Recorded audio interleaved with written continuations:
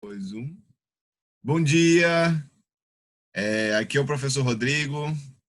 A gente vai dar sequência à matéria de ciências para os alunos do sétimo ano do Instituto Emmanuel.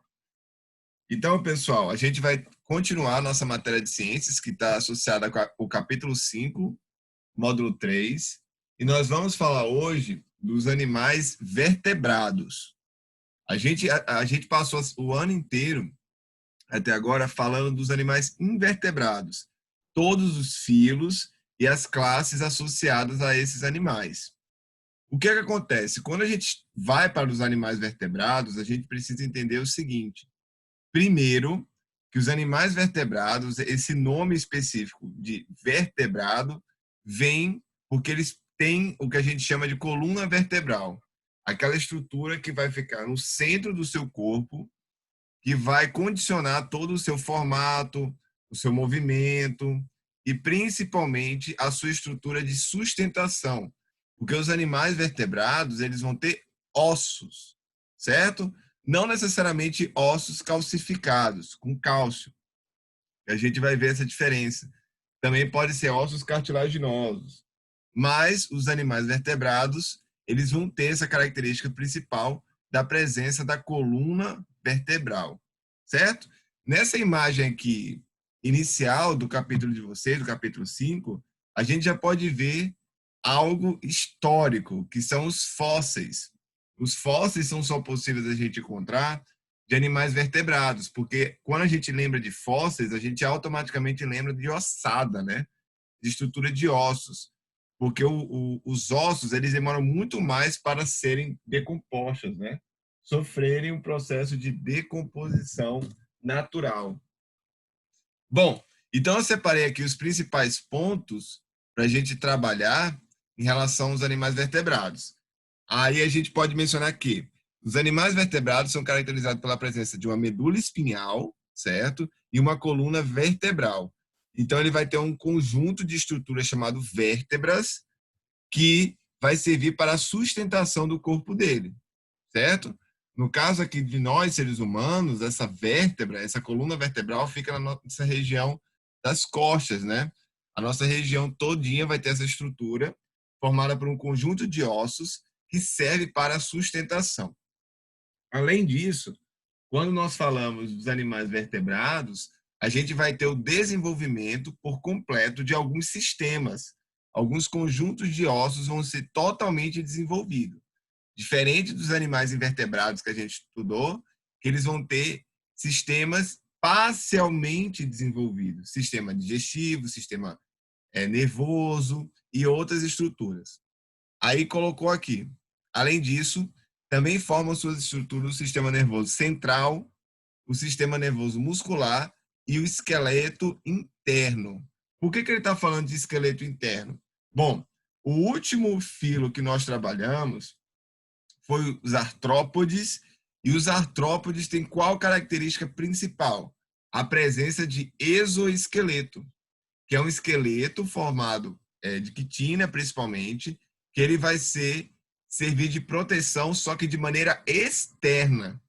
O esqueleto dos artrópodes, eles ficam de maneira externa, eles ficam para fora. Diferente de nós, animais vertebrados, mamíferos, que nós temos um esqueleto interno. Toda a nossa proteção fica na parte de dentro do nosso organismo, beleza? Então, ó, o sistema nervoso central, formado de cérebro e medula espinhal, sistema muscular, músculo estriado esquelético, cardíaco e liso. Então, a gente vai ter a complexidade completa de todo o sistema muscular. E eu tenho o esqueleto interno. Além disso, em relação à formação dos órgãos, ele possui os tecidos conjuntivo, epitelial, vascular, muscular e nervoso. Lembrem-se, tecido, quando a gente fala tecido, é o conjunto de células. Então, eles vão ter no sistema associado ao conjunto de célula todos os tipos para formar os órgãos, que são as células estruturais conjuntivas, epiteliais, vascular, muscular e nervosa. Bom, especificamente falando do sistema respiratório, ele vai ter uma diferença muito grande aí. Por quê? Se for animais marinhos, como no caso peixes, animais aquáticos, ele vai desenvolver uma estrutura chamada de brânquias e vai ter uma respiração branquial, mas utilizando o oxigênio, certo? Ele vai utilizar o oxigênio em todas as etapas. E se ele tiver pulmões, que é o nosso caso dos mamíferos, ele vai ter uma respiração pulmonar. Então, no caso dos peixes, a respiração é chamada de branquial, porque ele vai utilizar a estrutura chamada de brânquias, que utiliza de qual forma? Ela filtra o oxigênio da água, beleza? Para conseguir respiração. E no caso de nós, seres humanos e de outros vertebrados, nós pegamos o oxigênio através dos gases presentes no nosso planeta, beleza? Aí, mais uma consideração, o corpo dos vertebrados é constituído por duas camadas de pele, que são a derme e a epiderme, certo? Isso é muito simples da gente poder ver. Quando a gente fala do ser humano, essa derme que ele está falando aí é a camada logo associada à estrutura interna. Então, é a camada que vai ter, por exemplo, o sangue. Às vezes, quando nós nos arranhamos, nós atingimos somente a epiderme, que é a camada mais externa. Então, a gente não sangra. Se a gente arranhar um pouquinho na nossa pele e não houver sangramento, a gente atingiu a primeira camada, que se chama epiderme. E se a gente atingir a camada que tem o tecido conjuntivo, que tem a corrente sanguínea, a gente chama de derme. Beleza? Mas a gente vai ver ao longo das aulas essa diferença de maneira mais detalhada. E, por final, ele fala aqui, vale lembrar que as aves e os mamíferos possuem ainda uma camada mais interna antes da derme, conhecida como hipoderme, camada de gordura, e está relacionado com a manutenção de temperatura do corpo. Bom, pegando o livro de vocês aqui, ó, a gente estava usando uma página na internet, outro meio da gente classificar os organismos vertebrados é em relação à temperatura, certo? Existem animais que conseguem controlar a temperatura do corpo e existem animais que não conseguem controlar a temperatura do corpo. Bom, nós, mamíferos, seres humanos, conseguimos controlar a temperatura do nosso corpo. Por isso, nós somos chamados de endotérmico. Essa palavrinha aqui, queridos, endo, vem de dentro. Então, temperatura associada à parte de dentro. Significa que o próprio organismo consegue controlar a temperatura.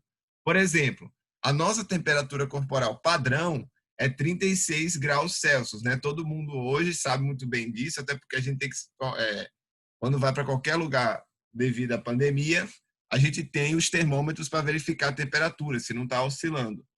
Então, independente do local que a gente for, se for um local que tiver 40 graus Celsius ou tiver 10 graus Celsius, a nossa temperatura é constante. A mesma coisa acontece com as aves, certo? E existem os animais ectotérmicos. O que são animais ectotérmicos ou exotérmicos? Que a temperatura do ambiente controla a temperatura interna, beleza? Então, para quem está assistindo no YouTube, fica essa introdução associada aos vertebrados, beleza? Obrigado e tchau!